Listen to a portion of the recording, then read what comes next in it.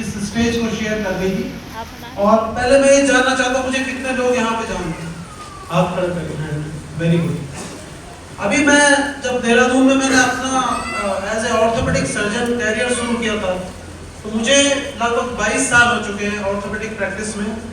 और अभी तक मुझे केवल अपने शहर के या मेरे ख्याल से उत्तराखंड के थोड़े बहुत लोग या कुछ डॉक्टर कम्युनिटी के लोग जानते होंगे, लेकिन इस सिस्टम की खूबसूरती है कि यहाँ पे मुझे अदर स्टेट्स के लोग भी जानने लगे। तो मेरा नाम डॉक्टर नवनीत पटोनी है और मैंने इस सिस्टम को लगभग 2.5-3 साल पहले ज्वाइन किया था। और मैंने ज्वाइन किया था अपने स्पॉन्सर का रिजल्ट देखकर। जब मैंने हेमंत जी का रिजल्ट देखा तो मुझे उनमें बड़ा चेंज लगा, क्योंकि वो मेरा हेल्थ इंश्योरेंस करने आते थे, वो हेल्थ इंश्योरेंस करते हैं। तो उनकी ट्रांसफॉर्मेशन देखकर मुझे लगा कि शायद ये पॉसिबल नहीं है।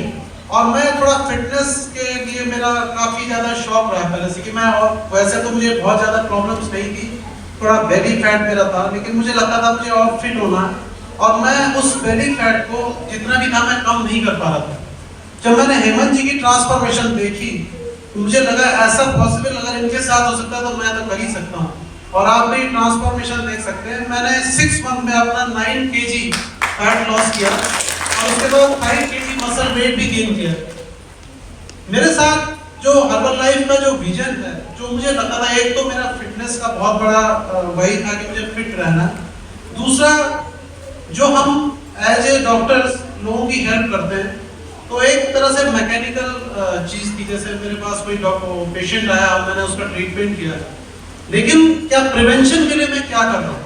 किसी को फ्रैक्चर हो रहा है, किसी की हड्डियां कमजोर हैं, उसको फ्यूचर में दोबारा ये चीज ना, उसके लिए तो मैं कुछ नहीं कर रहा हूँ।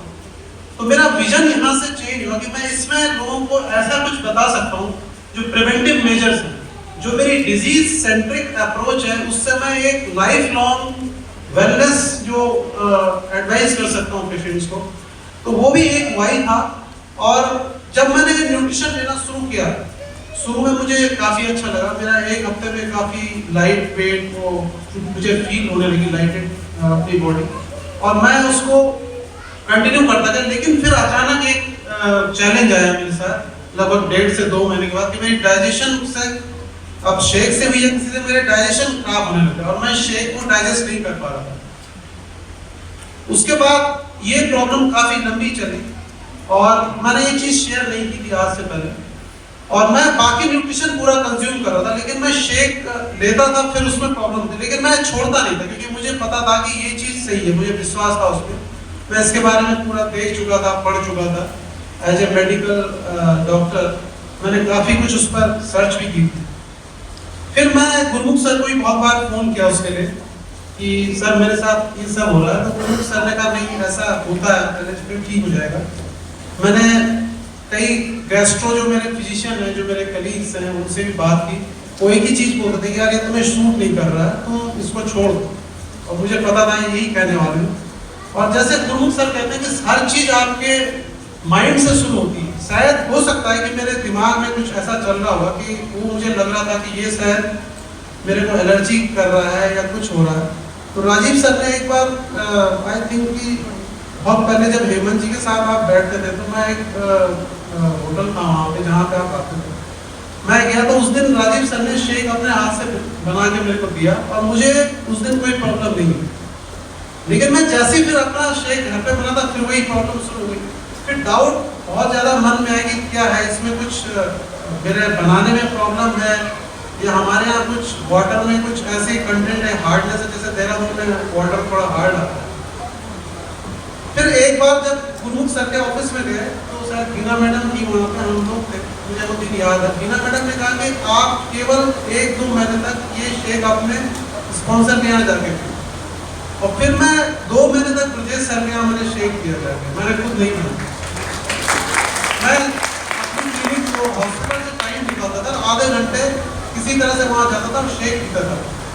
और डॉक्टर भरत पटेल भी उसमें एक बहुत बड़ा फैक्टर है। मुझे मिले थे एक बार अकेडमी में, तो उन्होंने मेरे को केवल एडवाइस किया कि आप 2 टाइम प्रोबायोटिक और एलो 3 टाइम कर लो। उसके बाद मेरा धीरे धीरे शेक डाइजेस्ट होने लगा। आज मैं 3 स्कूप प्रोटीन के लेता हूँ और 2 टाइम शेक पीता हूँ, साथ में रिवेट स्ट्रेंथ भी लेता हूँ और मेरा डाइजेशन पूरी तरह से ठीक है। तो ये बहुत बड़ा एक प्रमाण है जब लोग कहते हैं कि इसमें कुछ शेक में ऐसी चीज़ है जिससे नुकसान हो सकता है। इसमें कोई ऐसी चीज़ नहीं है, सबसे पहले तो ये क्लियर करता हूँ मैं।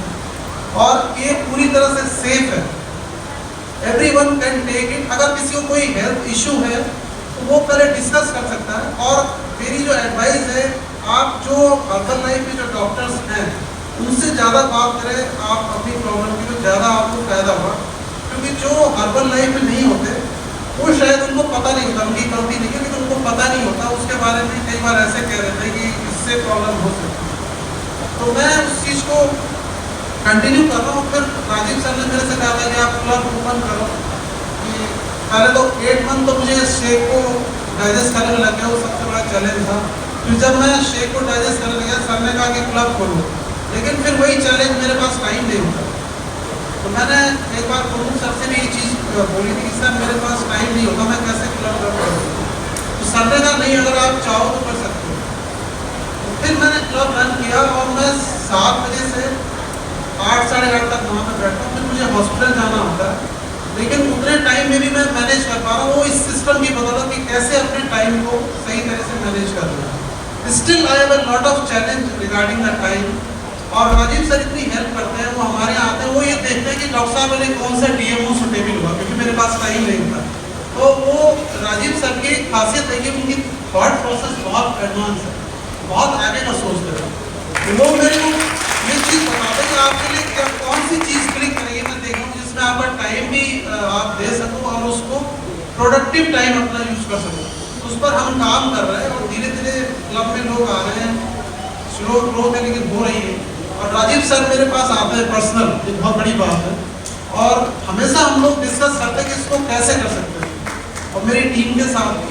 दूसरा, हर्बल लाइफ में जो मेरा विजन है, अब मैं as a doctor, as a orthopaedic surgeon, मैं जितना कर सकता हूँ, मैं सोचता हूँ कि मुझे 22 साल हो गए, मैंने बहुत से लोगों की हेल्प की है, बहुत से लोगों के ऑपरेशन किए हैं, मुझे ब्लेसिंग भी मिलती है, मुझे इनकम भी मिलती है। लेकिन मैं अगर विजन देखूँ तो अगर मैं 22 साल पहले इस कम्युनिटी में आता तो मैं पता नहीं कितने लोगों की हेल्प कर सकता था। उसके साथ साथ मैं बहुत से लोगों की हेल्प कर सकता था, जो कि अभी तक मैंने किया शायद इसके हिसाब से एक बहुत छोटा नंबर है। तो मैं थैंक्स करता हूँ इस कम्युनिटी का, अपने स्पॉन्सर्स का, मेंटर्स का, राजीव सर, सिल्की मैडम का, और हम सबके मेंटर प्रमुख सर, बीना मैडम का। Thank you sir, thank you very much.